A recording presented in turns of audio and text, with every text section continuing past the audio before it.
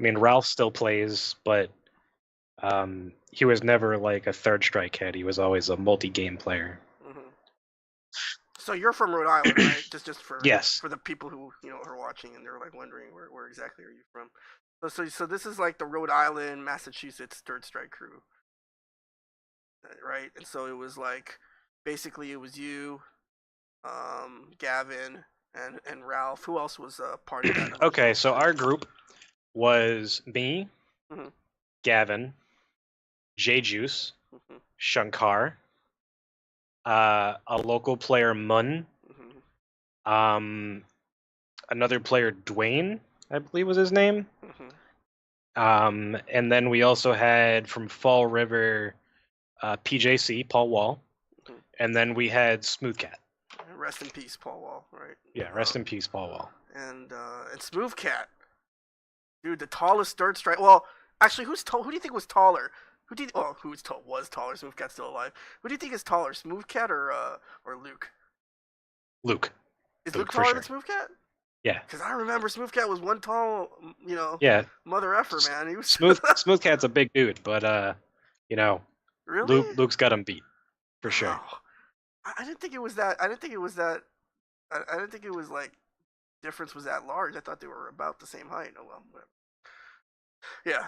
So I'd like to see them go at it one day, right? That would The, be the interesting. I mean, tallest third strike I know match ever. Smooth Cat doesn't really play much, Yeah. but you know, Uh huh. he's still probably one of the better players in this area. Yeah. And it's funny because he used Chun, right? Hmm. So Yeah. our local scene had an Akuma, Mm-hmm. two Chuns, um, my Yun, which started as Dudley, and then we had a Urian player. Uh-huh. Ralph was a Hugo, and Paul played Akuma. And then you had the two guys from Massachusetts, Nestor and Ed Pachi, Mm-hmm. who played Hugo, and Nestor didn't really like Third Strike, but he played Yun. And also we had CB, who lived in Massachusetts for a while, Canadian guy, Mm-hmm. who was also a Yun player. Okay. Okay. And you all started playing at TGA, right? So. We mostly started playing at TGA, yeah. Mm-hmm. I mean, I know some of the guys up north started playing at Good Times up north of Boston, Mm-hmm. just barely north of Boston. Mm-hmm. Um, but for the most part, we all congregated at TGA, like when we started running events and stuff. And you were the young pup, right? You were the I was the youngest of the group. you were the youngest of the group. How was that like? That was like because they're all like of age, right? They're all grown, and then For the you. most part, yeah. I mean, How what was that like? Like just being like a kid and then being around all these adults. Well, I didn't find anything weird about it at all Yeah. because, you know, we all shared a hobby, Hmm. and to me at the time, that mattered more than pretty much anything. And so you said that you started out with Dudley and you I did. eventually migrated to Yun. Um, what was that about? How did that come about? Um, I mean, I had seen some fancy combo videos and stuff, and then, that going into the whole SBO qualifiers where I had people over my house, Moprim was one of those players, and at the Hmm. time, he taught me how to do carapoms. So once I learned the fanciest thing that Yun had at the time, Hmm. I figured that it might be the best idea for me to try and put it to good use. But that was a very bad thing because when you learn the hardest thing for your character, all you want to do is that. And then you neglect all the simple things. Like you, Gavin, and Frankie, and everyone used to just tell me to keep shit simple, and I just refused to listen forever. So that's interesting. Moprim taught you Karapon. Yes. And so going back to that story, so 2006 or 2007. 2005. What? 2005 or 2005. 2006? Okay, so you're like 16, Yeah, like and 16, 17. and you had and who did you and so for those of you who don't know, uh, in back in the heyday, when Japan was running SBO, they would run qualifiers in America, and they would send one American team to Two Japan, American or teams. two American teams, excuse me, One qualifier, obviously, would take place in the West Coast.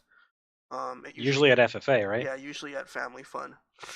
And the other one, the East Coast, would take place at TGA, pretty much out Tokyo of Game Action. or pretty much out of necessity, right? Because that was really, where else did they have Japanese First Strike cabs, or what was that like? How come it never was like at CF or like Eight on the Break? Like, how come? Do you know like why? Or Andy is this knew just people Andy's in Japan. connections? Okay, yeah, Connections. okay. So, yeah, that's why, pretty much. Um, another thing that we didn't really touch on is when you first started playing with this group, did you guys play on Japanese sticks? Like, did you? No. No. We played on a mixture of sticks. Okay. Because it was back when, the anniversary edition mostly just came out, we were all playing on PS2. So, like, even back then, like, when I first got into fighting games, I knew that I was going to have to learn to play on both types of sticks. So I had an American stick and I had a Japanese stick. Oh, okay. So I would play on both. But when TGA started to hold their events more consistently, and we were always playing on Japanese sticks then, that's when I chose to just only play on Japanese sticks. Because I remember back in the day, when they held qualifiers at TGA, were the qualifiers at TGA were they always on Japanese? Yep, Hardware? always on head-to-head Japanese caps. That was always sort of a point of contention, right? A little bit, like for people outside of TGA, like it was not a contention, but like it was always something like they had to kind of get used Right, it was, but that's also like a point of pride, I guess, to. because you lived out in California and you know how Family Fun, all their cabinets were all head-to-head, even if they were American cabinets. So, you had them on the West Coast with that sort of mentality where we have to play head-to-head. Even when we played at Paul Wall's, like in his apartment, we made our own head-to-head setup for PS2 because we had to have head-to-head. I bet it wasn't as extreme as KO Fiend's setup in his apartment, Probably not. where I've he heard had that's pretty crazy. where he had two TVs In the wall. no, And like it was no, like the last time I was at KO Fiend's place, I remember one setup was on the far side of the apartment, and the other setup was in his bedroom. So basically, they were in different rooms. it was either you or Flair telling stories about like Flair or John running from one room to another, like to Yeah. like talk shit after games and stuff. Because they were on two ends of the apartment. Yeah. That's pretty extreme. So yeah, that's another thing too, right? Not just the hardware, but just the head to head, because everyone other than in TGA played side by side, right? For the most part, yeah. Yeah. And so, going back to the story, so 2005, 2006, you're the 16-year-old kid, and you have a bunch of grown Third Strike players looking for a place to stay. So how did you get all roped into this? Well, I mean, back then SRK was actually a big deal. So you would post on SRK, and I had some people posting that, they were interested in traveling, but they didn't have a place to stay. So I asked my dad if I could offer our house to some of the players, and he didn't have a problem with it. So we had Mo Preem from Texas, Cameron from Nebraska, and then we had Justin Wong, Jet Fee, Henry Sen, Flash Gordon, and Random James. James. I remember Random James from New York City. So you had 7 people from different parts of the country stay at your house. And so what was that like? It was interesting, I guess. I mean, we weren't really at the house very often. We went to TGA, spent the day there, came back to sleep. How far? But it's not like you live down the street from TGA. 30 minutes. Okay. Not very far. So did you play at all at your place? Did you have like a setup or? I mean, we did have a setup like in my room, but for the most part, everyone except for me and Mark really didn't touch it. They just came back to sleep or something. Pretty much, yeah. That's crazy. Yeah, my dad gave Henry Sen the nickname the Mayor, The mayor. because he felt like he could talk people into pretty much anything. Where did that nickname come from? I mean, like, I don't know. He still randomly will ask me how the mayor's doing, just and I random. don't really talk to Henry, so you know. Uh-huh. The mayor. Your dad gave him that nickname. Yeah. Is there was there anything just like memorable that happened during that SBO, like, because I don't know if there's any, I don't know if there was any footage or anything. Um. No, Hmm. there wasn't. I remember Cameron at the time was a Ryu player, Mm-hmm. and Mopreme won a tournament with Ryu, Uh-huh. so he was forced to play Makoto. Cameron. Cameron. Okay. Oh yeah, that's right. Back then, he was known as True Karate. Drew Karate. That's right. Cause another thing that maybe some people on the stream aren't aware of, but the format of the Was qualifier. different. Was Yeah. different than in West Coast. West Coast was a team tournament. Yeah. East Coast, we chose our players based on their skill, not based on how well they, were buddy buddy with each other and Mm-hmm. had either Pyro or Yi or, Amir or any of those players like winning all the games. Yeah. So on the West Coast, the qualifiers was a team tournament, basically 3v3, and the team Hmm. that won, got to go to Japan. Easy peasy. But Exactly. in the On East the East Coast, Coast, it was completely different. yes. On the East Coast, it was 3 separate tournaments, character lock, and then the winner of the first tournament, their character was banned from the second tournament. Uh-huh. The winner of the second tournament, their character was banned from the third tournament. So Justin Wong won the first tournament. With Chun? And then what? With Yeah, Chun. with Chun. And then I believe the second tournament was won by Mark, and the third tournament was won by KO Fiend. Okay. I want to say. Okay. So, how many people entered that SBO? Do you remember that SBO qualifiers? Oh, Like, was it a good size? Was it just kind of like 32 players? I mean, like, how big were these brackets, these tournaments? I'm not sure. It's definitely over 32 people per tournament, though. I mean, Mr. Sidewinder went to the second one, so he can attest to that there are a lot of people that went to TGA for these tournaments. Mm-hmm. But yeah, it wasn't too many players, but at the same time, it was the cream of the crop for the most part Mm-hmm. of the Northeast. And did you enter these qualifiers? I did, yeah. Yeah. Do you remember how you did, or? I was still playing Dudley at the time, and I got raped. So Uh-huh. it is what it is. Yeah.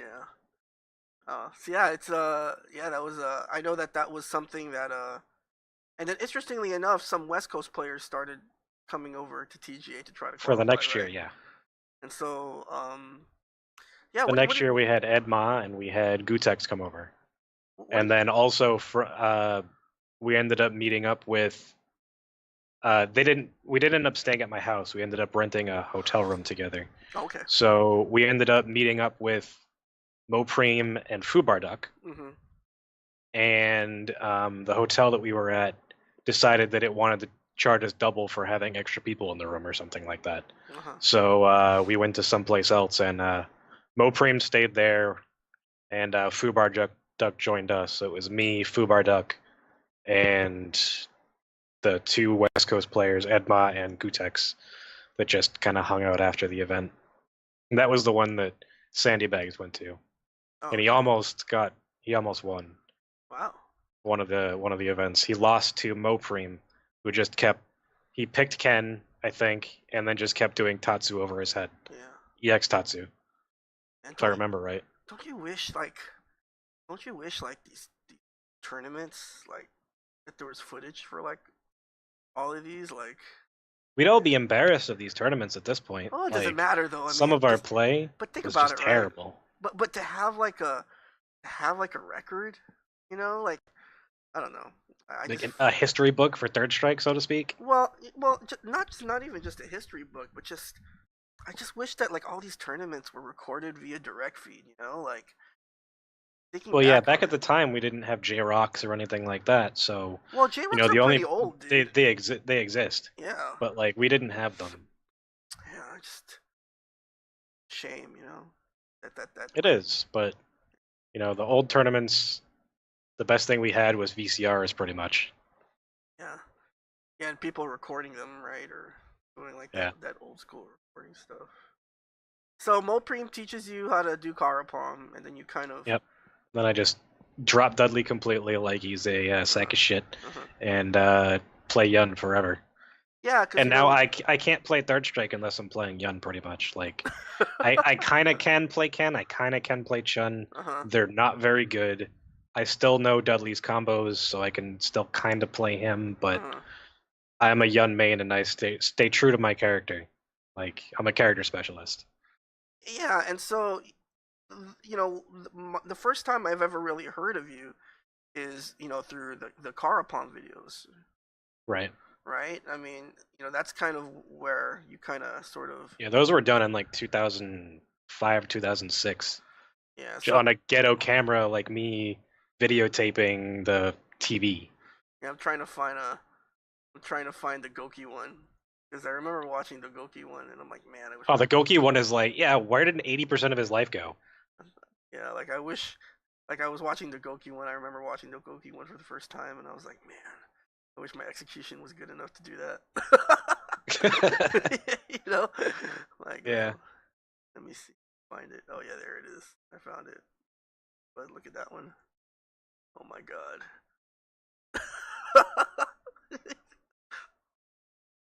Dude. And that wasn't even like a full combo. That was just, Uh-huh. just the Carapoms. Yeah. So your first Karapom videos were like on like camcorder. Yeah. Or, you know, whatever you used.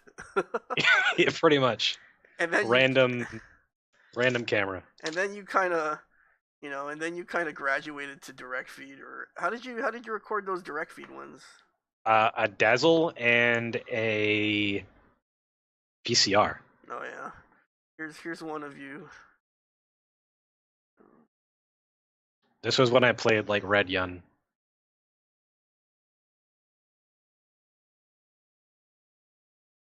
It's a lot of damage. Oh, it is. That's interesting that you chose to red parry that one. There's a lot of damage too.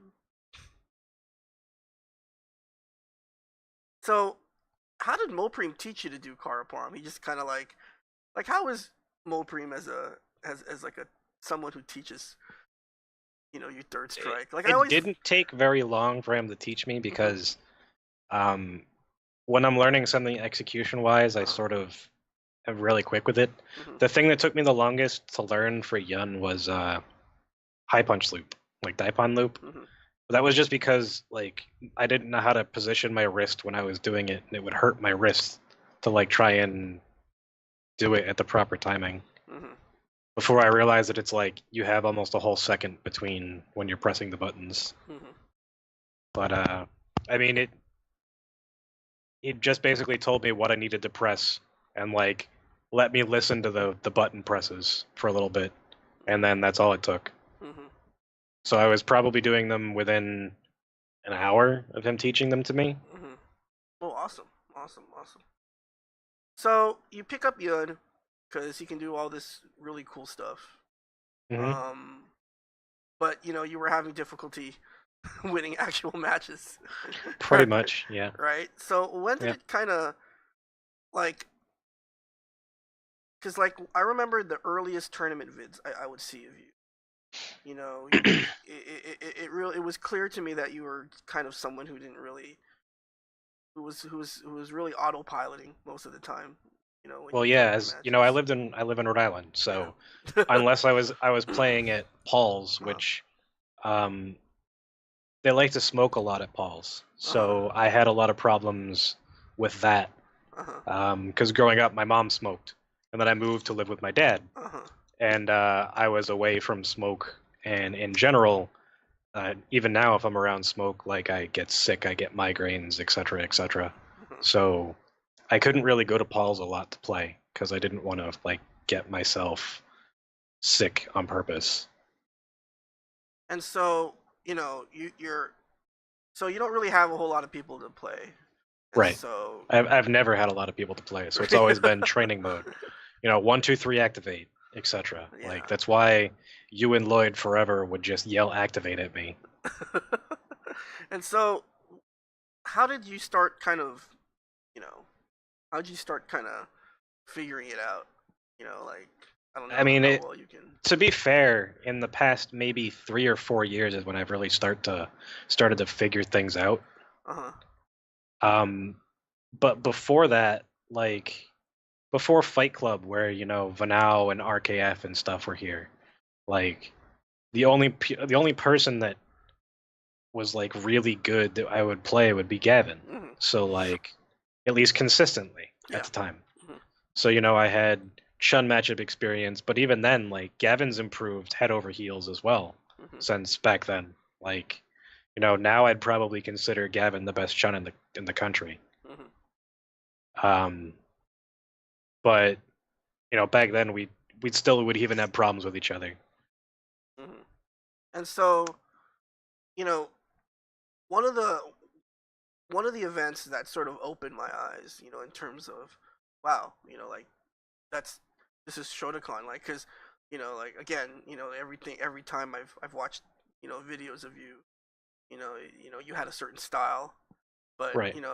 the event where I was like, wow, you know, Shodokan's this is different. Like Right. he's playing really different.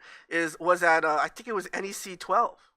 When Uh, I played against in that team tournament. yeah, in that we did that was the tournament where Exodus challenged Nika KO to a money match, and we also did a 10v10 generals. Yeah. Right, it was Yep. Yep. New York versus Was East New York Coast. versus East Coast.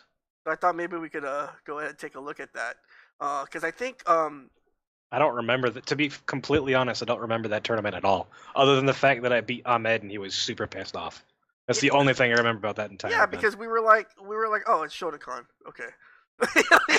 Like no disrespect, but like, you're like, oh, it's Shodokan, okay. Ahmed's got this, and then like, yeah, oh, here it is. I found it, and so I guess we could go ahead and watch it. I guess, and that's when I was like, wow, Shodokan's playing a lot different now.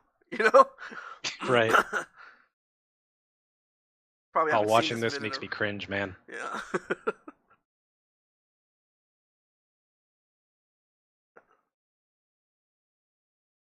So we were playing on Xbox, by the way, for those of you who are wondering. Xbox on CRTs. So the first round, we were like, all right, it's Yeah, but I deserve to lose that real yeah. bad. Dashing way too much and all that stuff. This was pretty high stakes. Everyone had to put in $20, right? Yeah, I think so. This was the most high stakes generals in the past 5 years. Oh my god, back fierce. Oh wow, interesting. Yeah, I even do Carapoms. yeah, in a tournament match, it was sick. Hey man, nothing shies me away from doing that still. Like, It's funny, you use the same color as Shinta, that Japanese gun player. well, I liked playing that color because I liked to watch KO back then. Uh-huh. The same reason that Lloyd used that color, Yeah. or still uses that color. But eventually, I just I'm my own player, so I chose the color that I like better. Uh-huh. And personally, I don't like having the red on the screen because it's easier for me to follow white. Oh, I see. And if I'm playing fast, and I do have a fast play style usually, Uh-huh. I would much rather be following white than I would red. Oh my god. Yeah, you clutched it out here, and we were really surprised. We're like, wow, sick. And that, in retrospect, that might have not been. But yeah, we were all very, very surprised that you taunted. He I liked fucking it. taunted me first round, so if you're not gonna respect me, then I shouldn't respect you, right? I don't know if you beat B Money. I think you did. Funny story about B Money is I beat him at the first TFC. Uh huh. So like, if I lost here, then that was revenge. But Who'd you go to the yeah, first I don't TFC remember with? anything about. Did you go with anyone, or you just kind of went by yourself? I went with Gavin, Oh, okay. and I then didn't know you guys went to the I first sort of TFC. didn't go. We didn't go the next couple of years Yeah. because we didn't really feel that it was run the best the first time around, or like the amount of players that showed up wasn't worth it Uh-huh. for the money. Yeah. Dude, where did B Bunny go, dude? I don't know. I'm actually playing much better in this matchup than against Yeah. I'm sure You you know, had some. Ahmed. I'm sure you had some nerves maybe in Oh, the I'm last I'm match, sure as well. but you seem a lot more comfortable. How do you like playing Urians? Um, it's a matchup I've had to relearn multiple times. Uh-huh. Um, I think it's a matchup that's in Yun's favor for sure, but one throw and the matchup goes completely on the opposite direction. To walk back If the before. if the Urian knows what he's doing. Yeah. To walk back before we started saying walk back. Yeah. But you came back on this. Yeah, I'm pretty sure you beat me. Little Yeah, at this point. pre SF5 shimmy. Dude, I haven't watched this video in years. Let's see where the run ends. I'm kind of curious. It's Flair. Flair beats me. No way, you beat Flair. Did I? I think so. You beat Flair. Yeah. Who beats me then? Me and Lloyd were very angry at New York's performance here.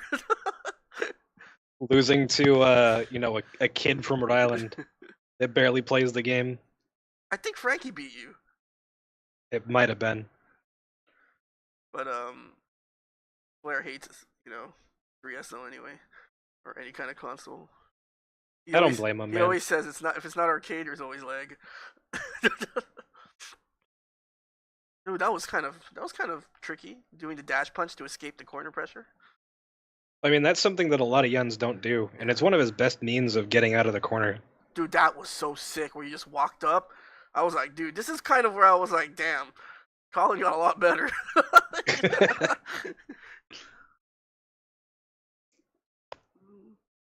But yeah, I think Frankie ends your streak, but I'm pretty sure you beat Flair here. Oh my gosh. I can't be complaining at that point because I got my team Dude, 3 wins? Yeah, you're playing with house money at this point.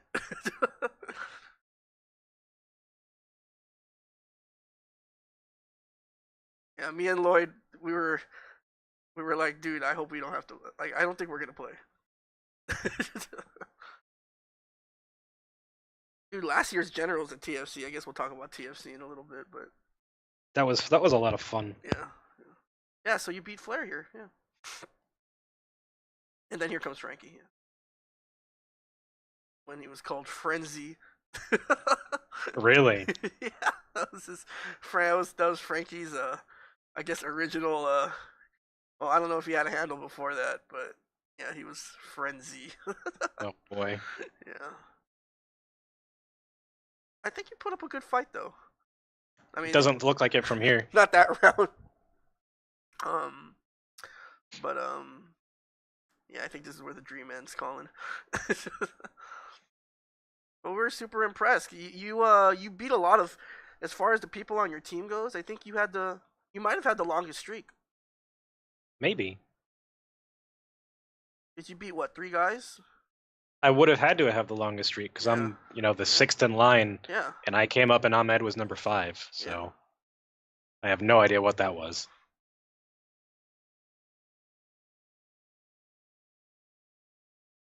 Oh, that was sick. Oh well. Right, yeah. And then dude, has to get it back for his boy. The disrespect. So yeah, and that's kind of when I was like, wow, Colin's sort of, he's starting to evolve, right? Yeah. And so, like, how did that come about? Like, do you remember what you did before that NEC, or how you were preparing, or was it, playing online that helped you? I mean, what was? I played a lot on the original Xbox, like, probably as much as Sandy Bags or anyone. I mean, that's back when when Eric Lee was still playing, and he played online. Just there were a lot of good players online back then. Yeah.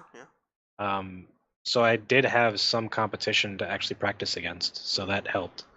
And then I don't even remember the dude's name, but there was one guy who just used to always smack the shit out of me, and he was a Ken and Chun player, and just we'd talk a lot about like the game and different things, and that sort of started to help me understand the game a little bit better. So guys, for those of you who are just joining in, oh, Locust left. For those of you who are just joining in, this is the Mutant Experience podcast, episode 14.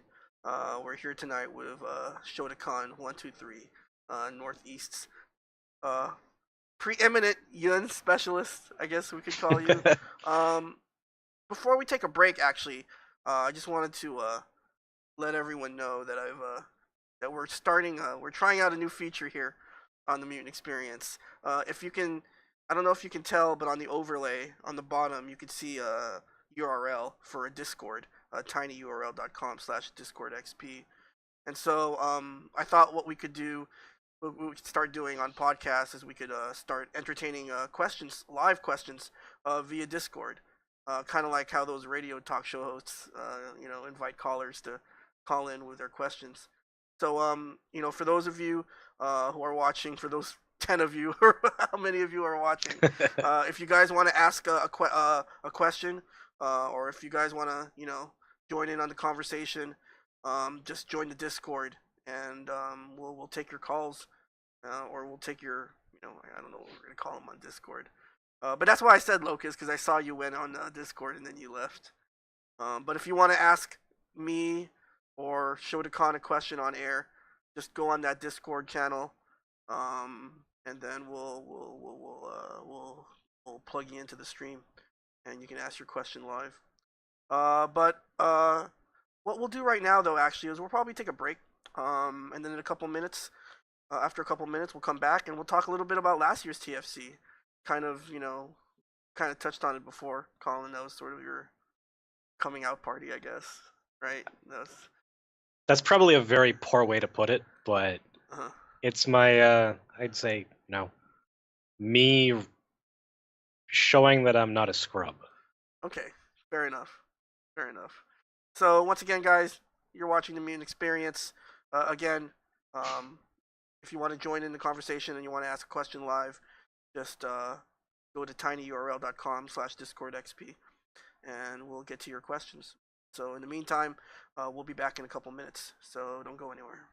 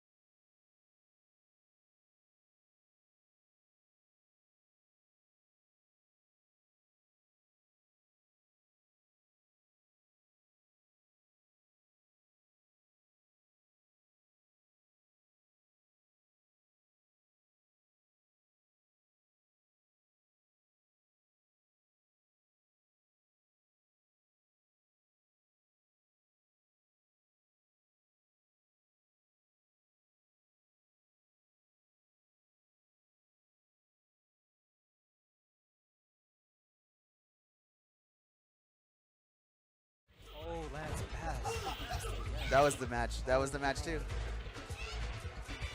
How's Colin gonna come back? Oh, see, he always knows a way to come back. Dive on loop. Oh, it still did a ton of damage. Wow. Oh, go forward. Oh my god. What's going on again? Oh Oh my god. my god. Oh, go forward. Oh my god. What's going on again? Oh Oh my god. Oh my god. What's going on again? Oh my god. Oh my. Anything's possible!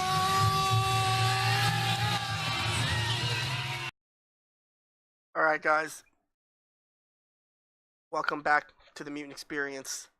For those of you who are just joining us, my guest tonight is none other than the preeminent Yun specialist from the Northeast, Shodokan123, aka Colin, aka the TFC Destroyer.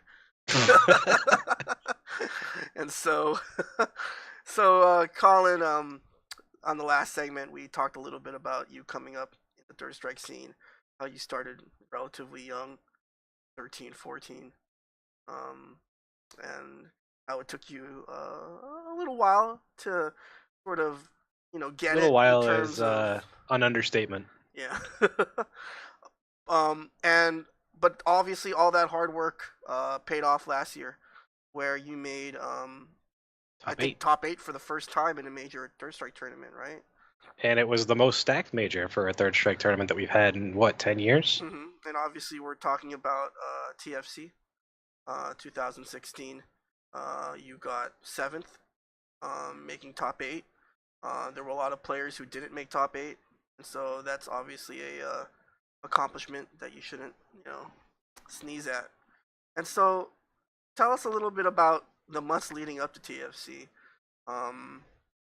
Obviously, TFC was going to be, something special, something big, something that the Third Strike scene desperately needed. And so, what was your sort of individual sort of hype level? My individual hype level? Like, in terms of, like, were you looking forward to it? Were you... I was looking forward to it a lot. Yeah. Because, we, as a community, the Third Strike players don't travel.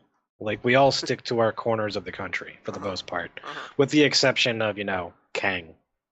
And, Kyo. Kyo travels everywhere, like he's fucking Ryu. Yeah. But for the most part, everyone just sticks to where they're from, right? So this was the first time we were having more than just Yi come over to the East Coast, because he came over for that Fight Club. So we had Sherwin and we had Bean, and then we had all of the North Carolina players, and they're one of the more solid scenes for the country as far as consistency in their play. And it was just, we had people coming from the UK, we had Niaban from France, so it was going to be a big deal for the entire scene. This is a funny moment on the stream. Nice job, Kang. Right during your match with, your match with Sherwin. The one thing that I remember about this match is how I won. Yeah. And that was like, at the end, you'll notice that I realized that Sherwin wants me to jump. That's what he's waiting for, so I don't jump. And then when I activate Ganesian, I win by doing a Kara crouching medium kick into forward fierce, into an ender, I believe. So, like, I was proud of that. So, that wasn't your first match in the tournament, was it? Yes, it was. It was. So I'm pretty sure it was either my first or second match. I either had a throwaway match, like, off to the side that wasn't even on stream, or this was my first game. Well, we can always look at the challenge bracket if, EXO hasn't, deleted it. But, okay, second round. Second round, okay. So yeah, this was a pretty hype match, and a lot of people had expected Sherwin to make top 8. Sherwin, very strong SoCal Third Strike Dudley. He OCV'd us in the team tournament. Yes, he did. The next day. And so you know, what else do you remember? I mean, aside from the end, that's pretty much all you remember. I remember myself being patient Uh-huh. and being very surprised that I was blocking Mm-hmm. because I am notorious for guest parrying. Because you won that first game pretty handily. Yeah, it looked very convincing, even rewatching it. Yeah. So let's see what happens. You know, in the second game. And so are we gonna see any kind of run back maybe on the side between you and Sherwin? I mean, Is that I'm something open that to it. is that something I'm that open you to want it, but or? like, I'm to the point where I don't want to really bet money. Uh-huh. It's not worth it to me. Uh-huh. Like, for pride is one thing, Uh-huh. but you know, Uh-huh. I don't really. I'm not at a point in my life where I can afford to lose $100. No, that's Like that's. to be I respect to be fair. that. I respect so, that. I respect know, that. it's not that I don't have confidence in myself. It's just No, it's a risk that I don't need to take. it is. Yeah, dude. No, not everyone can be loaded. You know, not everyone are ballers. You know. You know, if Neobon wins the tournament, maybe you'll see something happen. So, you lost that first round. Yeah. But you seem to get out the gates pretty quickly this second round. Yeah, I mean, you know, so far you're not doing anything dumb. You know. I'm actually spacing quite well for yeah. this matchup. It's Yeah, Sherwin, lots of drops, lots of things that are just kind of uncharacteristic, not really things that I'm used to seeing from his play. But you know, nothing to, you know, I don't want to take anything away from you. You know, obviously, you know, you had a lot to do with that. You know, like that's one of my pet peeves, I guess. Right, Colin? Like right. when people analyze matches and it's like, oh, it was the sticks. Oh, I dropped stuff, or oh, you know, like your opponent has a lot to do with that too. You know. Right. You know, even if subconsciously you don't know. So, but anyway, so you win that second round. I don't remember if it goes 1 game to 1 game or if I win 2-0. Yeah, I'm not really sure.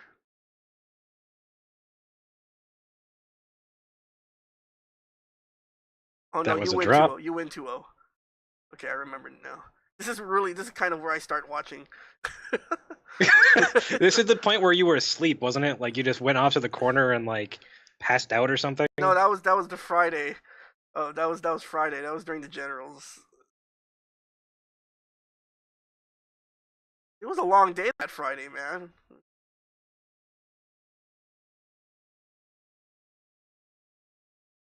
Oh, it was 2-1. Yeah, no, it was 1-1 and then I win. Yeah. So how were you like? Were you nervous? Were you like? Oh, of course I was nervous. I mean, you're playing against one of the people that you know, well, in my mind at the time, you know, that they're one of the better players. So, you know, I knew that I had matchup experience because there was actually a Fightcade player that before I went to TFC wanted help in this matchup.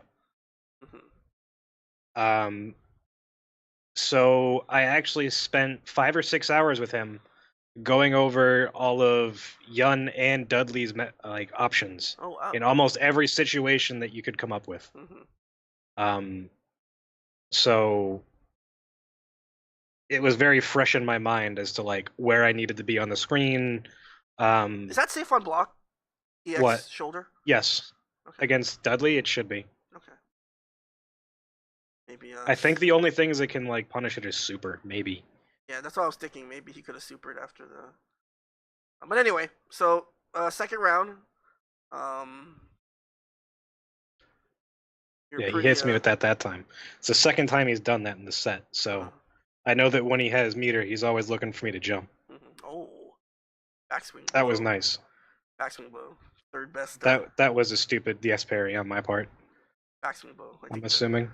Top 5 best special moves first rank. It's so deceptive too. Yeah. Like, ooh. You just got. Yeah, I remember this. Sherwin was just bodying you this round. Yeah, Sherwin's bodying me. Dude, why did you the balls to parry that backswing blow? Dude, almost every game I've watched, if a Dudley player gets their backswing blow parried, it just does something to them psychologically. It's like it's like wow. It's kind of like when you tech Chun's car grab, and the Chun player's like, "What? What? Why would you do that?" Yeah, this goes down to the wire, and you'll watch Yeah. exactly what I said happens, where I get meter, and I make sure not to jump. Mhm. Because he has a meter and a half. Oh, that could have been super. Yeah, that could have Oh been. my gosh. That was dumb of me, but it worked. The butt cheeks. All right. So you activate, Okay. and this is So hilarious. I activate, and I walk him down. And that was Kara crouching medium kick. Oh my god. That was crazy. Oh man. Gavin's about to have a heart attack on the bottom right hand corner. But good match, Gavin's good like match. holding his heart, like holy Yeah, shit. good match. So yeah, so that was kind of. How are you feeling after that match? Like. I was very pleased with myself, obviously. Uh-huh. So I thought I had a chance, and then I played Ryan, and then I felt demoralized. But you know, it showed me that I should be able to compete with at least the top American players. Okay. That, like, you know, at the time I thought that at least I have a chance. I'm not just for free win. And that was the point that, like, I think people got at the event, was that, you know, I'm no longer a free win. All right, so Locus has a question for Colin here. So this is the first time we're gonna do this, and hopefully my computer doesn't blow up. So let's see if this works. All right, so Locus, you're on the Mutant XPerience with Shodokan. Can you hear me, Locus? Okay. See, I knew it. Locus, can you hear me? Yeah, he can hear you. I can hear him. Why can't I hear him? Because you're on Skype with me. We went over this last night. Oh my god, damn it, that's right. Yeah, but didn't we fix this last night? No. Oh shit. Anyway, I can hear it, so it's okay. You'll be fine. Yeah, but it's no point. The stream can't hear his question. Well, anyway. All right, so Locust, just ask Shodokan your question.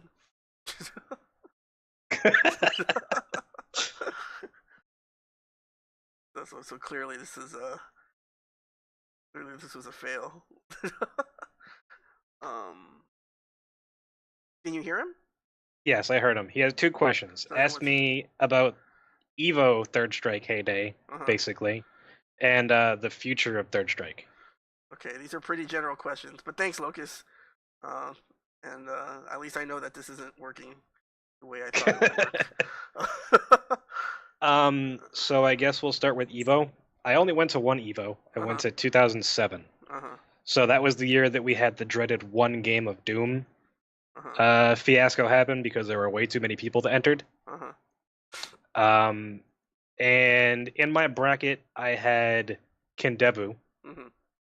And I was, I think, third round in, I play against Kindebu. And I perfect him, Karapamming him and everything. And Onuki's sitting right behind him. So, you know, second round's about to start, but Onuki leans in and tells him something, and then I just get bodied. Like, it wasn't even close. Like, almost double perfect. Wow. And then I fought my way through loser's bracket to get to, you know, the pool's grand finals, and it was me versus Fat Bear, and a young player from Oregon. Yes. I was gonna say Oregon or Seattle, one or the other. And an interesting experience, but I didn't actually go to Evo with any of the guys from the Northeast. I went by myself. I didn't even see any of the guys from the Northeast there. I ended up spending most of the time there with Ryan Hunter, a Dudley player from Florida, Jinrai, a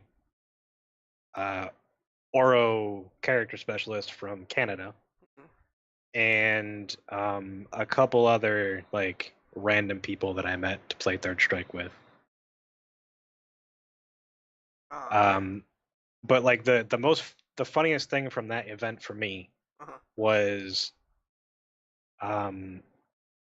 that Paul Wall was there, and he got confused with Jinrai because they both have the same first and last name. Uh-huh. So that was pretty funny.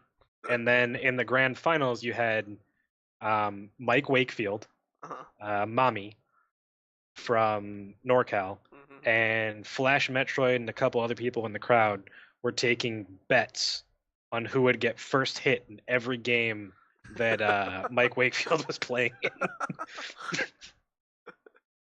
Yeah. Makoto Mike was at TFC last year too, right? Yeah, Makoto Mike was at TFC last year. Yeah. He's still a really strong Makoto player. Oh yeah. He's the only Makoto player that I didn't play at TFC last year. I played everyone else. I'd say he's, other than Niabang, he was the strongest Makoto player there. And he's the only reason, and the fact I didn't play Makoto Mike is the only reason I made his top 8. Because You played every other Makoto in that tournament, if yeah, I remember correctly. except the Makoto that I knew I would lose to. Yeah. And that's Makoto Mike. So speaking of last year's TFC, I thought maybe we could take a look at your next match on stream. So after Sure. Sherwin, did you play anyone else off stream? I don't know. Kang would have to look at the bracket. Because I know that your next match on stream was against Knuckle Dust. Knuckle Dust, yes. So maybe we could go ahead and take a look at this match. Sure. Because I know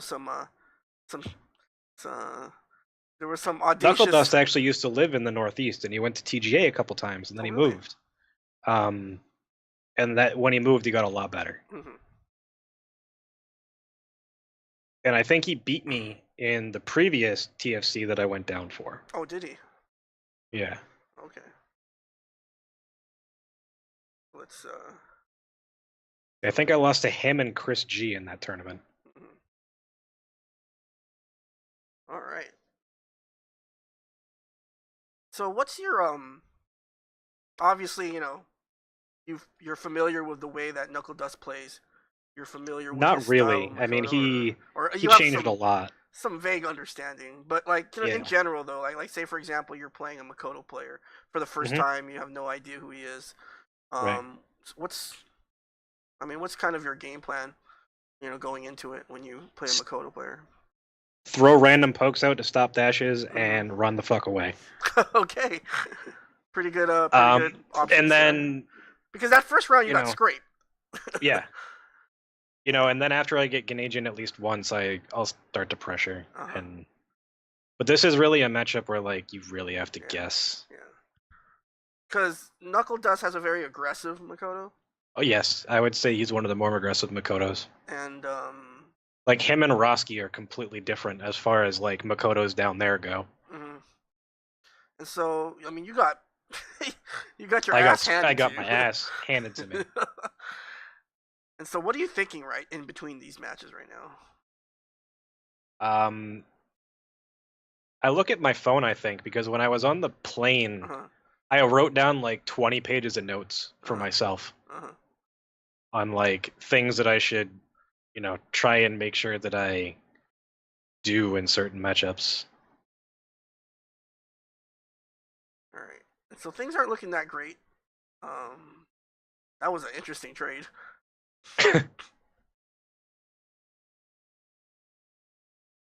Yeah, I feel like if you can limit the Makoto players' dash-ins, if you can show the Makoto player that you're gonna punish their dash-ins when they're not Right. safe, obviously that helps tremendously in this match. And I think you did a better job of that in that round. Obviously, though, Knuckle Dust is stocked right now, so nice block. Right. Ooh, oh. Those proximity normals. Don't you hate it when that happens? Yeah. Because far jab is pretty useless, right? Very useless. The only thing it's good for is in Ganesian to make sure they're blocking for Zempo tension. I can tell like young players are groaning inside when like they don't space correctly and they get that far jab. It's like fuck. So yeah, you controlled the space really well that round. Although you're in the blender now. I mean, personally, if I Oh, was he him, I should've would have just- supered me a lot earlier Well, than that. Well, That was a Hail Mary that for was sure. that was kind of that was just autopilot on Knuckle Dust's part. Low short Right. overhead. He should have just done low short dash punch, right? Confirmed that the super he would yeah. have stunned you. Just kind of rewinding back a little bit. Yeah, this is so strong though. Like, it's making them guess. Oh, nice. I like that Knuckle Dust didn't use the super there, and that's where he should have done dash punch. Yeah, but oh well. You But like there, I think I did EX shoulder because I thought he was going to dash forward. Yeah. I was at a point where like the only way that he was winning that round is if he jumps at me and hits me like out of the air, or if he dashes in and goes for like low short dash punch super. So let's see what happens this third game. Oh, he just bombed at the beginning of the round. Oh. You would think that Knuckle Dust would be very strong in this match, right? Considering that he plays Fran all the time. Um, But Fran and I play that? very much different. What was that? That was me messing up a standing hard punch. I'm guessing. Yeah.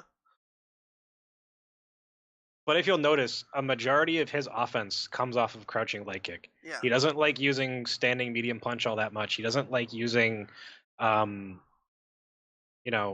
a lot of her other pokes that are good to set up tick throws or anything like that.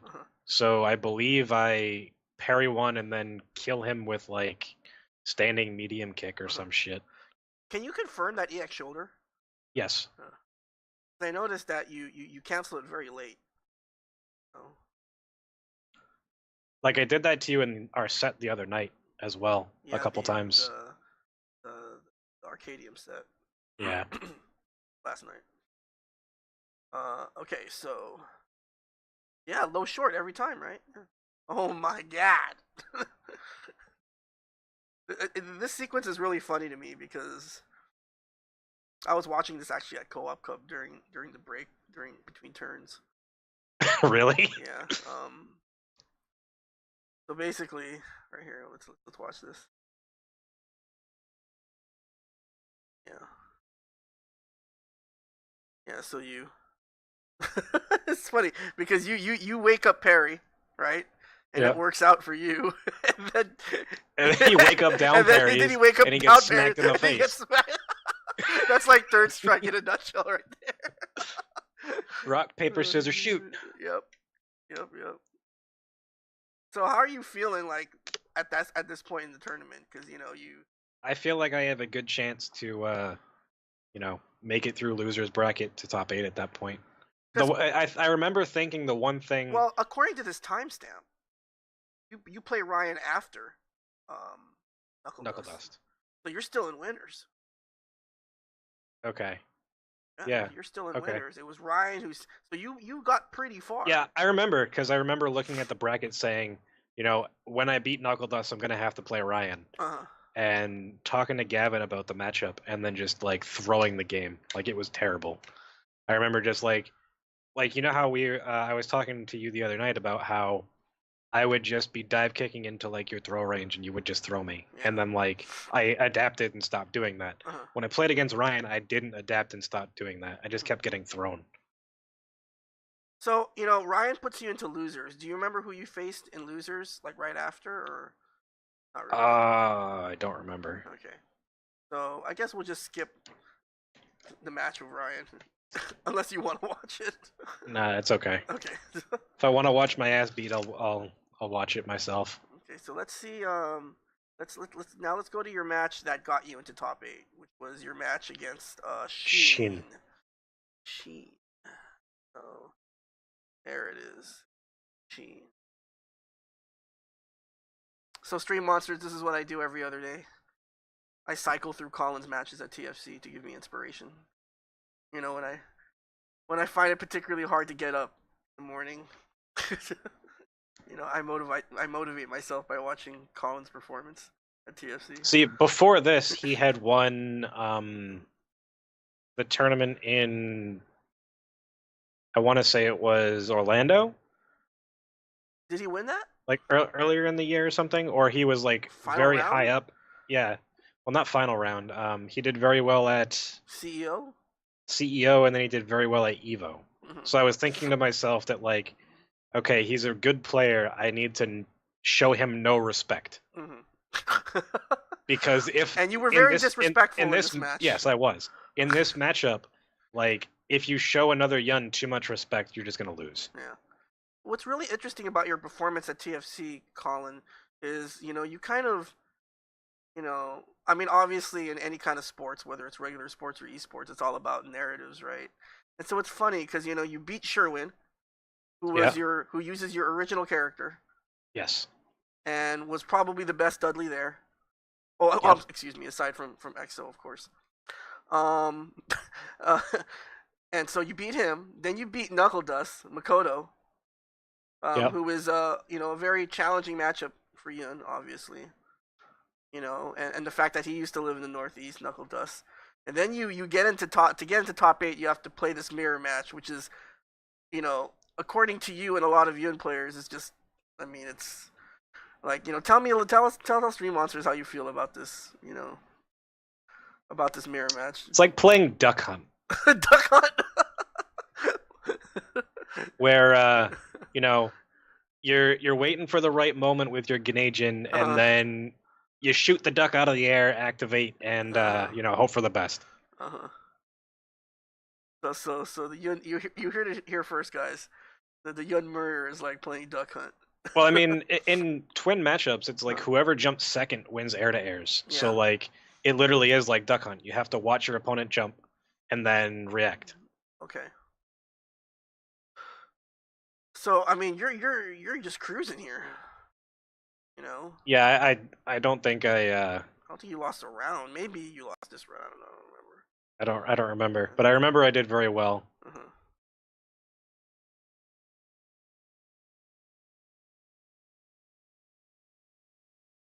I mean, your knowledge of this matchup is really shining through, though. So yeah, that was pretty sick. Wow, goofy. No, this was just. That was sick. I mean, did you see the roundhouse? Did you see the dive kick? No, because he was did. Dive. He did. I'm pretty sure it was dive kicking, wasn't it? Dive kick. Let me see if he dive kick. Because EX up kicks beats dive kick. Yeah, EX up kicks beats dive kick, and that is something that I like to do. Is like if I see that I have meter, and I know that like I'm not right at Ganejin, right? Well, if it's gonna win the round, obviously. Yeah. I mean, EX up kicks into dash punch. First punch, dash punch does like 35% damage. Yeah. So you saw the dive kick. Yeah. And you that was a reaction. 100%. Are you buffering, or do you? No. So you react. I probably heard it and then reacted. Okay. Wow, it's pretty impressive. Yeah, because at that point, right? The Yun player has committed, and that's that. So that was kind of your run to top 8. I was there obviously, and you were clearly excited. I mean, how did it feel? Just finally, kind of, Well, I mean, for me, it was. A lot of people probably don't know, but like I kind of had a falling out with, my friend Gavin and you guys at the time, because before that event, you guys had talked a lot of shit that I would never get better, that I would always make the same mistakes. Well, I don't know. I mean, I don't. It wasn't you in particular, but like that's what happened. Is that people lit a fire under my ass, and I wasn't very happy with myself. So I needed to prove it to myself that I wasn't. Yeah. And then you had Moods constantly trolling you during the entire TFC stream. Every time you play, Moods is on stream. Call his ass. Yeah, pretty much. So that kind of, like you were saying, kind of lit a fire. Yeah, it kind of lit a fire under my ass that I didn't want to be the odd man out of our, group of players that wasn't very good. That I was just that random dude that showed up and lost just to give you guys some Yun experience, other than Lloyd playing Yun. But no, I went and Lance. I talked to Lance about breaking down matchup videos. I talked to some other people about breaking down matchup videos, and I spent a lot of time going through learning how to properly break down matchups, and trying to get into people's heads as to why they're making certain decisions. Definitely. And That's what ultimately I think really propelled my game, is trying to understand why people are doing things. so learning how to play the player, right? More so than just a matchup, yeah. Because Awesome. matchup knowledge is important. But you need to understand the player's tendencies, and you need to understand, you might do something random, Mhm. but if it works the first time and it works the second time, that player then has to prove that they can punish it. Mhm. And if they can't punish it, there's no reason for you to stop. Definitely. So I think now is a good time to take our second and final break. But when we come back on the Mutant XPerience, Colin, let's talk a little bit about enough of the past, right? Let's talk about the future. Talk about the future? TFC. All right. Talk about TFC 2017 and how you plan on following up your performance from last year's Clash of the Titans event. Remember, guys, if you have any questions, well, don't go on Discord anymore because obviously that doesn't work. But just type in your That's questions. just your settings for. Yeah. Yeah, but just they'll type. fix it eventually. If you have any questions for either me or Colin, just type them in the chat, and we'll definitely get to them on our next and final segment. But before that, we're gonna take a couple minutes, and then we're gonna be back with more Mutant XPerience. So stay tuned, guys.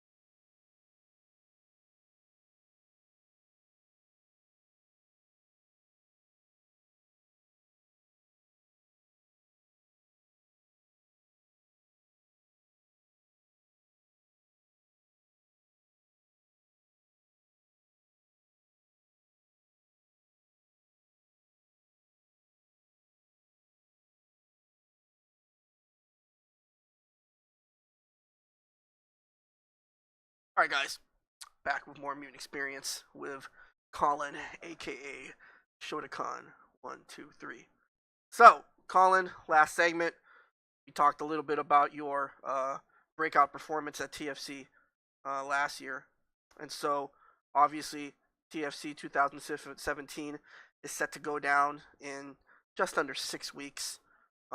This TFC Should be a lot of fun. Yeah, this TFC is shaping up to be bigger than the last one.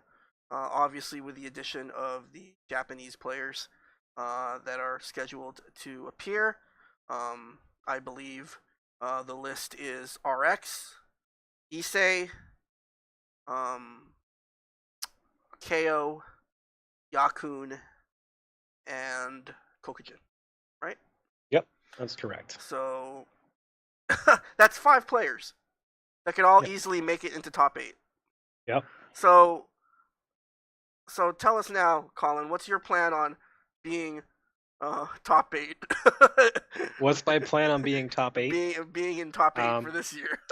I'm gonna buy a Yahtzee game. Okay, a Yahtzee game. Okay. Yep. And then before I play any Japanese player, if it happens, I have to get 3 Yahtzees in a row, and that means that I win. Okay. No, but honestly, I'm trying to get as much information about those particular matchups as I can. But luckily, they all play characters that I'm familiar with. See, that's the kind of attitude that I love, Colin. You know, you weren't like, oh well, they're the Japanese, I'll just get bodied. You know, Everyone's human. Everyone loses. Exactly. You're like, I'm gonna. You know, all I have to do is one random thing that they don't expect that can throw the matchup in my favor and make them second guess what I'm going to do. Because that's another thing that, like, everyone that I've talked to that's a top player says the one thing they hate is having something random actually work. Because then they can't make decisions based off of you always making the quote-unquote right decision in the situation. Because, if they're setting you up for a particular situation and they know your only option is to throw, but, you delay and you wake up with medium punch. And then you go into fierce, back fierce, and then you jump out of the corner. It's not something that a lot of people would expect in certain situations. Now, out of all the Japanese that are coming, there's this inside joke, right? That Yeah, there's an inside joke that about you Yakun and Meg share a resemblance. Yes, and so hopefully the universe doesn't implode when the two of you meet eye to eye. But so aside from Yakun, obviously, I'm sure you're looking forward to meeting him and seeing him play. Yeah, I mean, I think people also used to compare how I played to how he plays. So, like, it makes a little bit of sense, but... But is there anyone in particular that you're really looking forward to watching play? Watching play? Yeah. RX is a beast. RX is a lot of fun to watch. You know what's funny about RX, though, is that, it's... For some reason, like, they hear RX, and then you watch a tournament match of his, and you just expect combo video to just, like, appear on the screen. But he plays super lame. If you watch him in a lot of his shit, is he plays lame until he can combo video on someone. Yeah. Like, that is, the essence of how he plays. And that's the essence of how most Urians do play. No matter if it's him or anyone else that you play against, like, there are very few Urians that are just constantly in your face. And if they are, like, it's mostly because they want to scare you out of with throws. And bait you into, like, trying to parry on wake up so they can walk back down fierce or, whatever.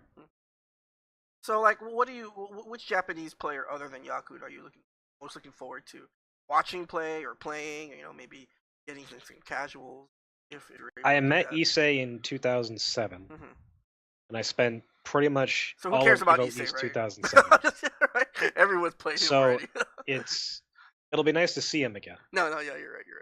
Yeah. But I've played him before. Obviously, he will have gotten better, but I would like to play KO just because it will be interesting to compare him to Lloyd. Oh, they play exactly the same. Exactly the same. They play exactly. I don't know. The handful of matches I played against KO, I just felt like I was playing Lloyd. Lloyd. Like not better, not worse. Just Just Lloyd? It's just that style that I don't know. That's just how I felt when I was playing Yeah. KO. No, but I'd like to play KO. I'd like to play them all. Like, Uh-huh. I mean, I'm pretty sure that's what everyone would like to do because it's something that you're not going to get an opportunity to do very often. Yeah. So, like, anyone who's on the fence about coming to TFC, like, unless you're planning to go to Japan to go to Co-op Cup or something, like, this is probably your best chance to play 5 of the top Japanese players. Mm-hmm. Like, even if it's only for a game or two, like, it's worth the experience. And so, aside from obviously, the Japanese element in this year's TFC, is there anything else you're looking forward to at this event? Team tournament. I'm looking forward to every event. Okay. To be completely honest, because every event has something different that makes it fun. Mm-hmm. I mean, like a lot of the top players, I think that Third Strike is a team game. Mm-hmm. So, playing in a 5-on-5 team with all of the Japanese yuns, me and Lloyd, like that would be fun. Mm-hmm. It's interesting that you say that because last segment, we just got done sort of running down your or going over, not running down, but going over your Odyssey in singles, and but I guess you could have made that same kind of breakout performance in a team format. But you could, but in the singles, there's just something more, like gratifying, I guess, right, from an individual standpoint. Like for you, you felt like you came in with something to prove, and so right. Without singles is more you can prove yourself because it gives you time to adapt. Yeah. In team tournament, you don't really have time to adapt. It's one game. Yeah. But that's what's fun about it is like But that's kind of what just they do having fun. That's what they kind of do in Japan, right? Like every week, it's a singles tournament, but the big tournaments are teams. It's like the single tournaments are designed to, obviously really the singles Third Strike tournaments in Japan, they're mostly for novice players, right? Or people who want to, who want to get better, who want to learn more about the game, right. Who want to practice stuff. And like the big events are obviously teams. Singles tournaments are important to get, all of your nerves mm-hmm. in events out of the way because, mm-hmm. You have a lot more time to choke in a singles tournament than you do in a team tournament because you make one mistake in a single game event, it's all over. Mm-hmm. So at TFC, there's gonna be a team tournament, a 3v3. Yep, 3v3. And do you know who you're teaming with? Kang can correct us, but no, I have no idea who I'm teaming with yet. Okay. I know that Gavin's teaming with Lloyd and Frankie. So, the one guy that I play with all the time isn't going to be teaming with me. So, I'll probably. But he teamed with you last year, right? What? He teamed with me last year. Uh-huh. But it'll be the team tournament. It'll be the 5-on-5. The pre-co-op cup. Yeah, pre-co-op cup thing, and then they're gonna have generals, which will be interesting to see if they do, 2 generals or more than 2. I think it would be a lot more fun to do more than 2, especially as like a Friday night thing. Mm-hmm.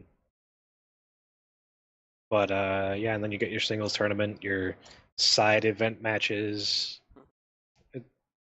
It's just a lot of fun to have, 4 cabs, 3 of them on the side to play against whoever is willing to play you. Awesome. Because they stream everything, so. Now, are there any I don't want to put you too much on the spot, Colin, but are there any American players that you're looking forward to kind of testing your mettle against? Maybe people that you've never played offline, or maybe people that you have scores to settle with, or people that you'd like to, or just even friends, like people that you'd like to kind of play, long sets with and stuff. As weird as it sounds, I'd like to play Gavin in tournament and win. No, that makes sense. That makes sense. Because, right? It would prove to myself that I can overcome my bad tendencies that he has learned for 10 years and pull out a win.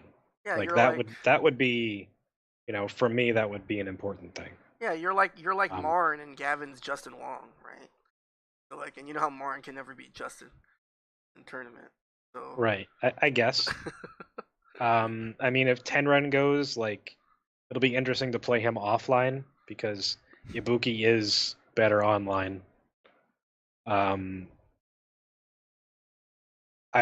like to play Yi. uh-huh. I think that would be interesting. Mhm. Um, I mean, there's just so many good players that go. Yeah. That's what this event is. It's all good players. Like there's no one for the most part that is just a free win. And that's what makes it so fun is because, there can be tons of upsets. Like people might say that some of my wins last year were upsets. Mhm. So, it lets people shine as players. Mhm. It gives them that So, stage. yeah, That it gives them a opportunity. stage. And it's really the only stage every year. And, hopefully this isn't the last year that Kang does it, especially if it's as fun as it was the year before. And we have a whole extra day to do things since, God forbid we don't have another hurricane. Well, I'll be watching intently, and I'll be pulling for you, Colin, at this year's TFC.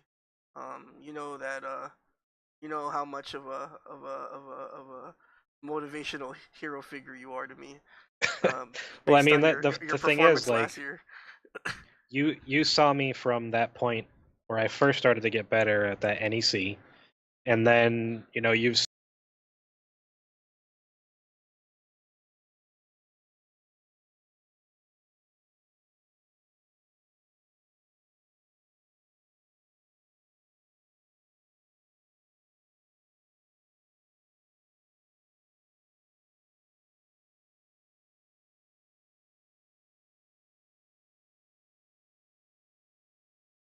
you muted everything. Sorry. It's gratifying to play with the same people. Like that's another reason why last year was so important was because as much as I'm not really Team New York, Uh-huh. I'm still friends with you guys, so it meant a lot that all of us made top 8, and it showed that as a group we were one of the reasons why or one of the major places to watch as far as Third Strike goes. Like we may have a small group of people. There may only be 5 of us, but we're all good. Well, I wasn't really happy with the fact that 5 star beat all of Beat us you? except Eh. beat all of us except Lloyd. That was but it is what it is. And Yeah. so but what did Gavin lose to aside from me? Oh, Yi, he Yi. lost to Yi. That's right. That's right. Yeah, That's both the only you and him crappy. barely lost to Yi. That's the only crappy. That's the only crappy thing about the top 8, right? Like we all basically, it was basically a tit session, Yeah, it was right? basically team kill over and over and over again. And it was It was like, like Ryan, Yi, and Yuki, and then the rest of us were all like friends. yeah, that was just that's the only thing that kind of sucks about singles, I guess. That you. Hey, I mean, it shows something that we all got there, though, right? Yeah, yeah, I guess. You know, but yeah, and as far as singles goes, I mean, do you have any like goals for the singles tournament? Just Top 8, second time in a row. oh, nice, I like it. See, I like it. So. You got to set your aspirations high because if you don't have a goal, then you can't Yeah. work towards it. Mhm. If you're just happy, winning, making sure that you don't go 2 and out, Uh-huh. like you got to have more confidence in yourself. Awesome. And like that, one of the things that you said that really stuck with me is that you felt that I got like a better player, that I became a better player when I was pressing buttons with confidence. It's something that you said like the year before, like at a fight club that I was at, is that like I started to press buttons with more confidence. And when I had confidence in my actions, that's when I, really started to excel. I said that? You did. Man, I think I have early onset Alzheimer's. Colin. I've forgotten so much. God. Anyway, but you did look confident, and I'm glad that the confidence is still exists, and I'm sure that confidence is going to help you at this year's TFC. I certainly hope so. So, speaking of confidence, actually that was a really shitty segue. I have no segue for this week's Pack It Up, really. this sorry guys, but this podcast was a little haphazardly put together. Like I said before, this week I was supposed to interview Musa from the Abu Dhabi, Dubai scene, and that kind of fell through. So Colin came in the clutch and helped me out with this podcast. But like I said at the beginning of the podcast, Colin, I wanted to do this podcast eventually, if not on this season, next season. Right. But I definitely want to get to. I definitely want to talk about, because I don't know anything really about the Third Strike Dubai scene. I know they're nice. Right. I've seen videos where they look like they definitely know what they're doing. And they're hella committed, or they're either like they really love Third Strike, or they're all just filthy rich. Because it's probably a mixture of both. Because like if you think about it, like Tits or how Kang has flown people out, like you get. I'm pretty sure that Tits is paying for a majority of the Japanese coming.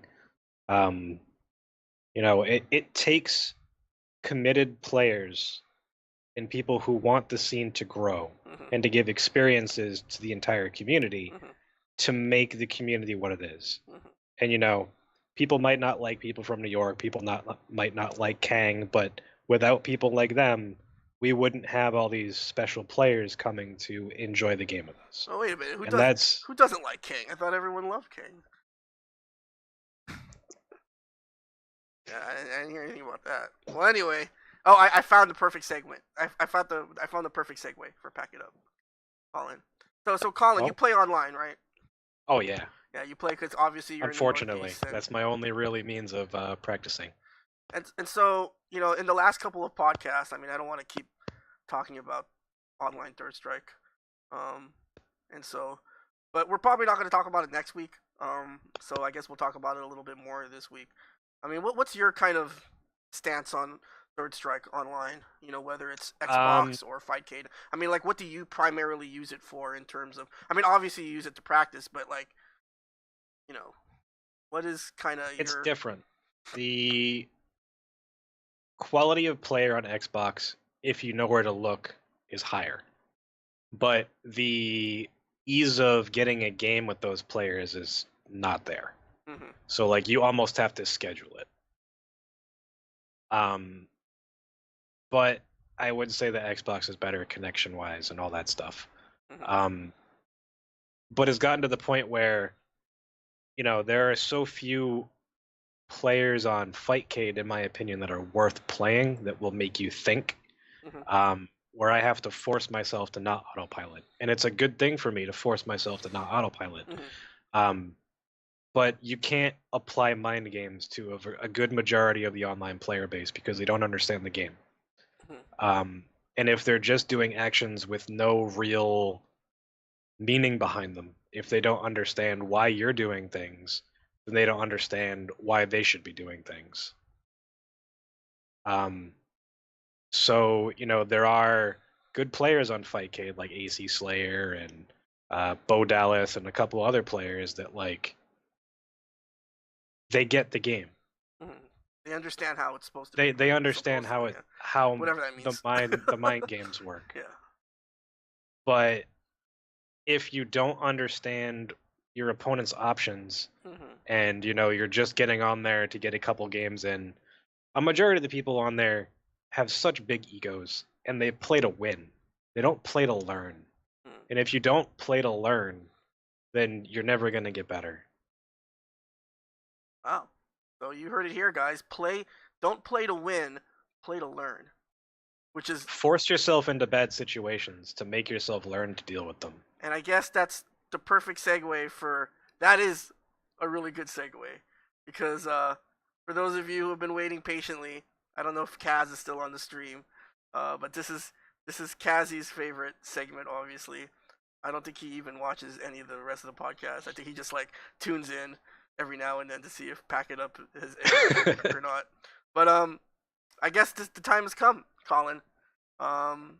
You've probably seen this segment before. Well, yeah, but I'll act like it's the first time. You'll act like it's the first time. Okay, thank you. Yeah, I'll act like it's the first time. Okay, so guys, this week, now the time has come for this week's edition of Pack It Up. So for those of you who are unfamiliar with Pack It Up, what I do is actually, funny story, Colin. I got my first ever hate comment on YouTube. Really? Yeah, some guy like left a dissertation or like a thesis. Like he just basically, just ran down one of my Pack It Up videos. It was hilarious. He wrote like a paragraph for like each clip, basically expressing why he thought the clip was stupid or like and then there was some other hateful comments that he put on the autopsy. Like Katie here saw it. He basically left a Yelp review for the segment, and so I was very I think it was because Denges was the guest. all the hate, Denges all just the hate brings came the out. worst out of some people, man. Denges does bring the worst out of everyone. Okay, so Kaz is awake now, so good. So now we can officially start with Pack It Up. So yeah, I got my first ever hate YouTube comment. It was great. You should be proud of yourself. I think this is a hallmark, a hallmark moment here, So that's good. I guess people are watching, But anyway, so without further ado, guys, like I said before, for those of you who are unfamiliar with this segment, basically what I do is I scour the internet for some of the more memorable Third Strike lowlights on YouTube and Twitch. And so, to kind of keep up with the sort of ad-libbed, improvised nature of this podcast, I didn't even prepare a script for this Pack It Up. We're just gonna watch it, basically. I mean, I'll say some stuff, I guess. But anyway, so are you guys ready? Are you ready, Colin? Are you ready, Kazzy? Is the stream ready? All right, guys. So without further ado, here's this week's edition of Pack It Up. All right, let's get going. Nominee number 1. So this Urian player shoots a metallic sphere at the most inopportune time as he catches a Hadu, whatever that super is called, right in the mush. Nominee number 2. This is from a recent stream by AC Slayer as he puts this Q player in the blender. Look, it's a blender. Let's do the same thing 7 times in a row. It'll be different, I swear. That's Fightcade for you, right? Nominee number 3. I don't even remember this clip. Oh yeah, that's right. So, I guess this is a lesson. You should always activate, right? Yeah. You yell at me every so often to activate. But to compound, to make things worse, to make things worse, he wakes up with EX Dragon Kick. Yep. That sounds like something I'd do. Nominee number 4. This sick read by Rikamaru doesn't earn him the spot on Pack It Up, but this dance does. Watch Rikamaru just completely lose his mind after clutching it out against Sho at the last Maniacs tournament. It's funny because you and I spent like 30 minutes breaking down that same situation the other night. I like how the camera cuts right when Rikamaru's about to take off his pants. And then they cut to the commentators. And so, nominee number 5, this was actually given to us by our good friend Dizzy. Watch as this Makoto and Ibuki player's butt cheeks are super clenched at the end of this round. Oh my goodness. Yes. So yeah. So that's this week's edition of Pack It Up. Let me know which one's your favorite. Which one did you like? The dance. The dance? I think the dance. Yeah. The dance takes it. I mean, you can not activate. You can get hit by a crouching medium kick into, hurricane kick 7 times, and you can throw double fireballs and eat supers in the face, but nothing's gonna beat Rikimaru dancing on the ground all drunk. Dude, that's got to be a meme. You know, or if maybe someone can make like a emote. Kind of hard to make it that. Yeah, that's a little too long. Yeah, maybe. Probably. So I guess now's a good time as any to see if there were any questions for Colin. I saw someone ask earlier what my first Street Fighter game was. Okay, so what was your So, first Street Fighter? My first Street Fighter game was Super Street Fighter 2 Turbo. And I played it at Fun Spot in New Hampshire. Wow.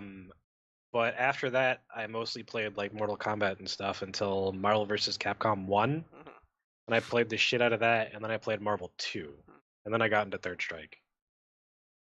So No, Cammy, I don't play ST. but you know, I'm sorry for doing this to you, Colin.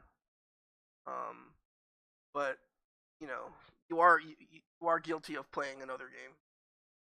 Yeah? Yeah. And Oh yeah. Street Fighter 4 when that first came out. And so here you go, guys. So this is rare footage of Colin playing me Street throwing Fighter fireballs. 4. Me playing a fireball character.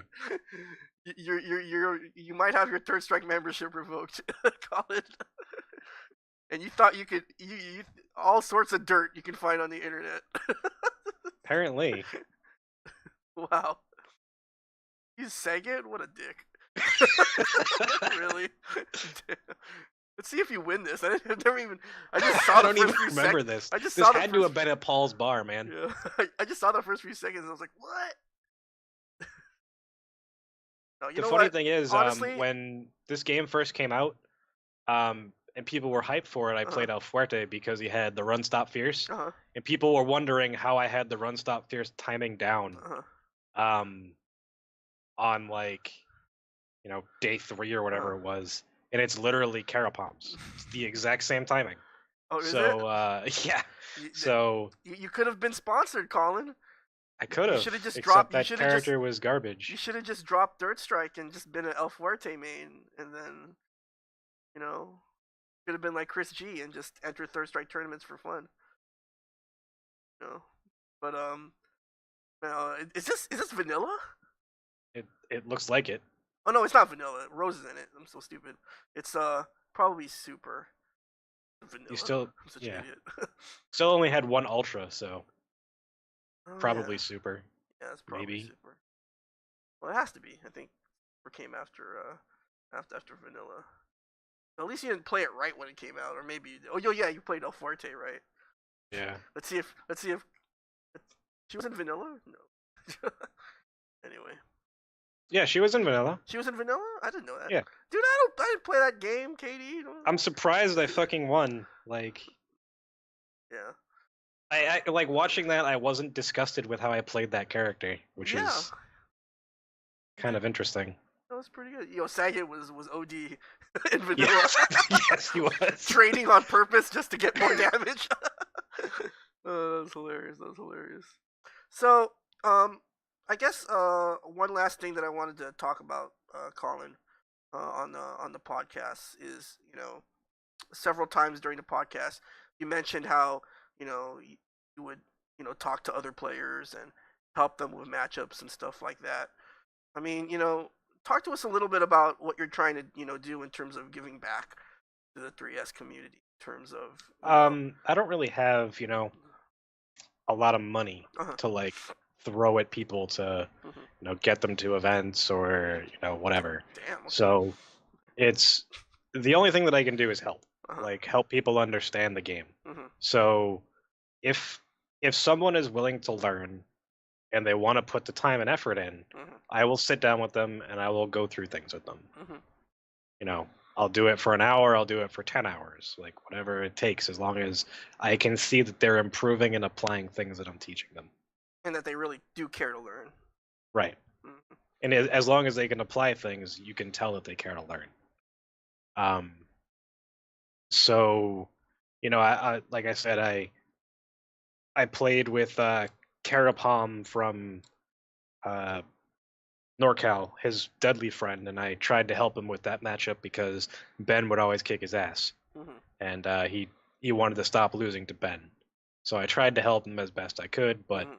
you know that didn't work out too well.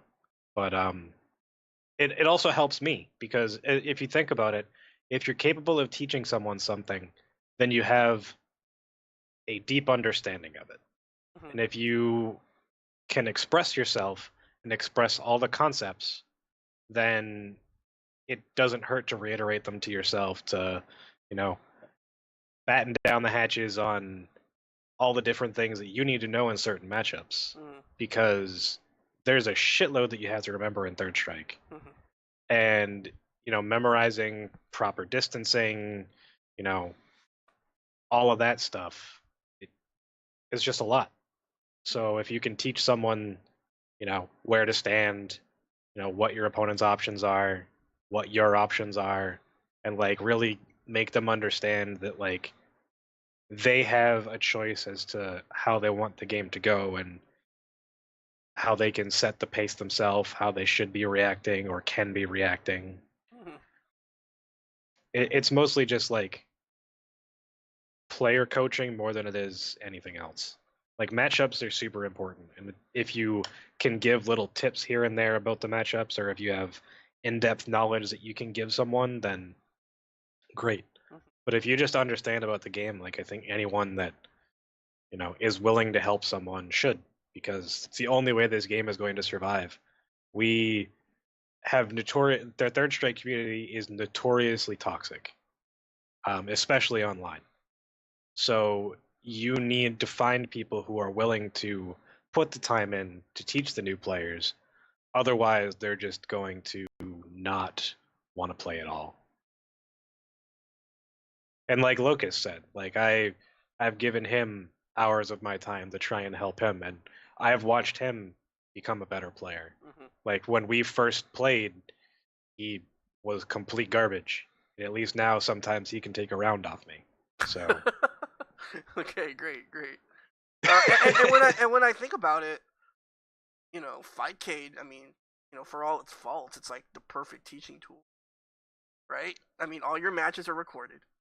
yep. It's so easy to And just like kind of. that's what I did the other day. Is like me and him went through my first time with you, Mhm. and I tried to point out like things that I was doing properly, things that I was doing wrong, because Yun is also a character that he's trying to understand. Mhm. So, and the Ken matchup is pretty hard, especially against someone who knows the proper places to stand. Mhm.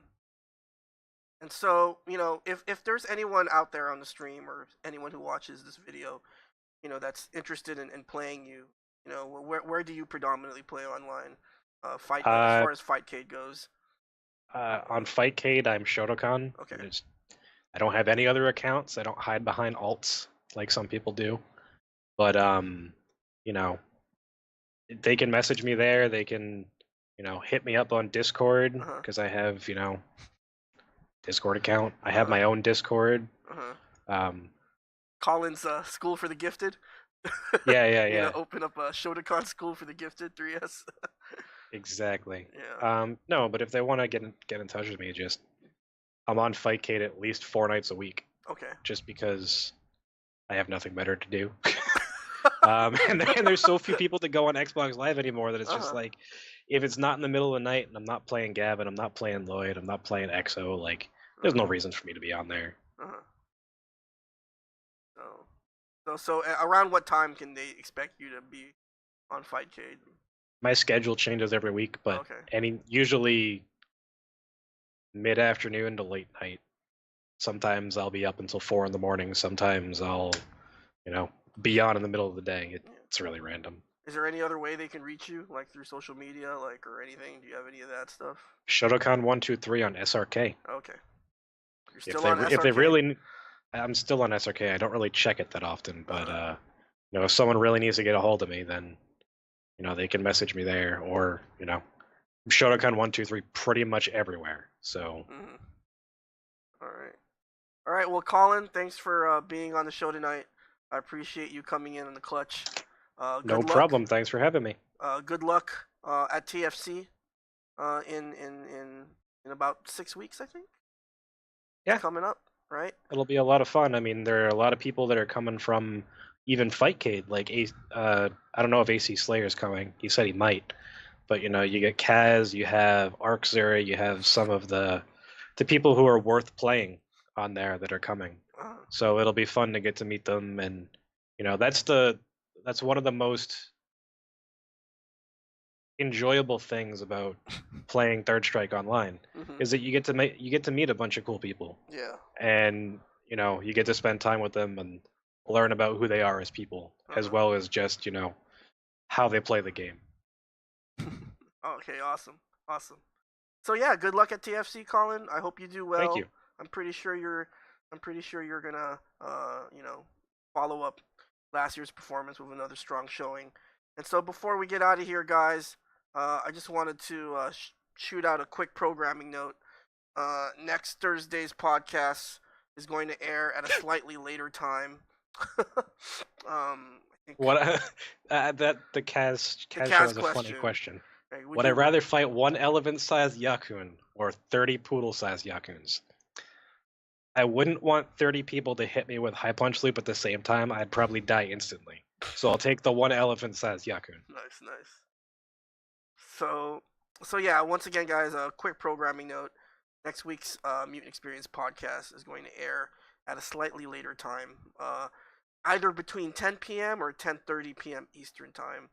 And that's because my guest for next week will be none other than 5-star Yi Wang, 3S SoCal icon. Obviously, we'll be talking about TFC on that show as well, among other things. So definitely mark your calendars for that podcast. So before we get out of here, I wanted to remind you guys that you have been watching the Mutant XPerience podcast. Remember that I started this podcast to give 3S players an opportunity and a platform to promote themselves, their scenes, and their events. So if you think that I should have a certain guest on the podcast, on a future podcast, let me know. As far as some Third Strike events that are coming up, ECT, Red Bull Arcade, 24 hours. Play Third Strike all weekend. Next weekend. Or the weekend after, September 2nd. No, that's next weekend. Right, Colin? That's next weekend. Yeah. TFC, September 29th to October 2nd. Raleigh, North Carolina. I'm sure you can find all the information for that event. Also, just announced a few weeks ago, last week actually, November 18th to 19th, there's going to be a Red Bull Battlegrounds Third Strike tournament. And you're going to that, right? Because it's going to be in Boston. Right, Colin? I'll definitely go to that, and I think it's hilarious that you can't enter Third Strike without automatically being entered into Street Fighter V. Oh, shit. Really? Oh, all right. Okay, so, another event that's going to happen actually that same weekend is Gutter Trash. Gutter Trash, Volume 8, set to take place in the EdFex facility. Shoutouts to the London, UK crew for holding it down as far as Third Strike is concerned. So, definitely big ups to them. Yeah, once again, Violent City, obviously. They're the ones who help run Gutter Trash. And so, definitely, if you are planning to make a trip out to the UK, they're a really fun group of players to play Third Strike with. Also, shoutouts to Arcadium. Oh, that's one thing we didn't really talk about, Colin. Your participation on Monday Night Fightcades for the Third Strike. Or Wednesday Night Fightcade, or whatever it's been. Or whatever. Yeah, I mean, I can't make Monday nights because for a long time I had been working on Tuesday mornings, so I couldn't do the 1 a.m. Fightcade stuff. But I mean, AC Slayer runs his things on Wednesday, so that's always worth, doing like Dennison type battle things, which is it's pretty fun, but it's also a pain in the ass to have 30 people playing and being the 30th person in line. So, when Arcadium runs their events and, you get to have 8 to 20 people that just, play their games, and then you have a final where you can bet your troll coins. That was a lot of fun. Dude, I'm telling you, the Third Strike scene needs to shout outs to Arcadium, shout outs to Surge, root user, dude, the Third Strike scene needs to invest in Troll Coin. It is the most hype, fun thing to do as far as not just being a player, but in terms of streaming and stuff. I do So, think that having troll coins or some sort of, salty bet type thing yeah, for man. Third Strike events that is shared across all tournament runners, Uh-huh. like that would be great. But there's just so many people that run events that it'll be kind of hard. Yeah, so it's definitely something that I think future Third Should Strike happen. streams should consider employing. Because I don't know, for some reason, even if it's troll coins, it's fun. When you play with something. Hey man, I won a whole $4 for that tournament. Well, it's like Serge says, it's for fun, right? Of course, And I did it bet is for against fun. myself last night. in You Grand did, Slam. which was hilarious.